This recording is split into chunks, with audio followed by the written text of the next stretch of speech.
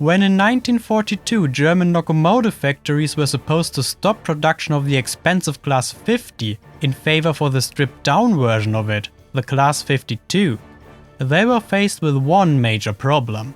They just couldn't. While the idea of producing exclusively simplistic wartime locomotives to increase factories' output in the ever-worsening situation of the war seemed good on paper, has paper not always a good idea about reality. The Class 52 employed many new production methods, like rods welded together from individual parts rather than machined from a single slab, welded rather than cast sandboxes, and most prominently a frame assembled from cut steel plates rather than machined bars. Many factories simply did not have the necessary tools, not even to mention the numerous unfinished Class 50 locomotives currently in production, as well as countless pre-made parts and fittings. Surely, they were not supposed to go to waste. Therefore, production of the Class 50 had to continue, but should be progressively reduced in complexity. The factories received about once a month a new direction for parts to be omitted or simplified.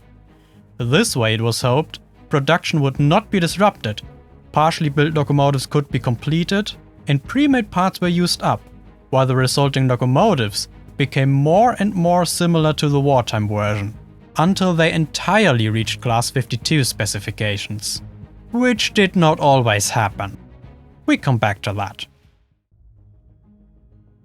As these simplified 50s did not fulfill the requirements of peacetime locomotives, much to the distress of acceptance inspectors, did they also receive the Class 52's wartime paint scheme of black-grey contrasted by black-grey, and white lettering instead of proper number plates.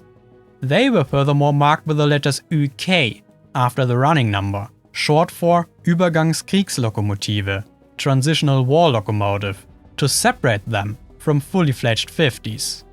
This, however, did not affect their consecutive serial numbers. The ones given to peacetime 50s were not assigned a second time.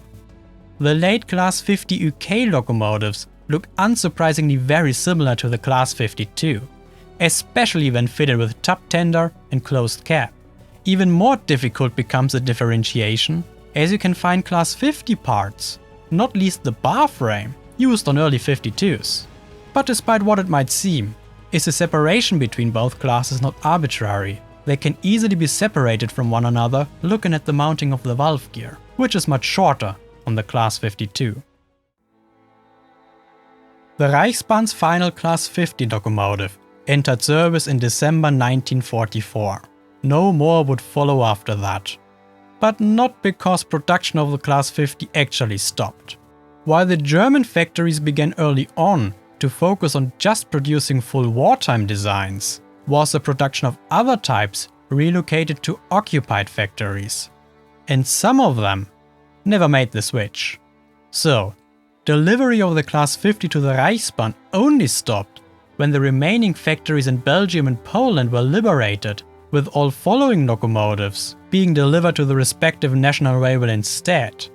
A process which outlasted the war, with the final ones being delivered in 1948. With about 1100 in total, more than a third of the over 3100 Class 50 locomotives were built in simplified form.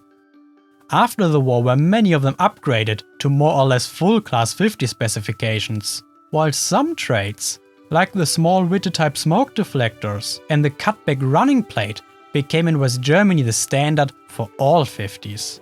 Because of this, is it often quite difficult to spot a locomotive built as 50 UK, but also explains why there is a seemingly endless number of detail variants on what was supposed to be a standard. A great way to help me to create more models and videos is by becoming a channel member, like these awesome people, including Contrian, Dave Heise, Flipschwip, Kay Frankly, Lucas Ilskens, Martin Vigican and Steamy Player already did.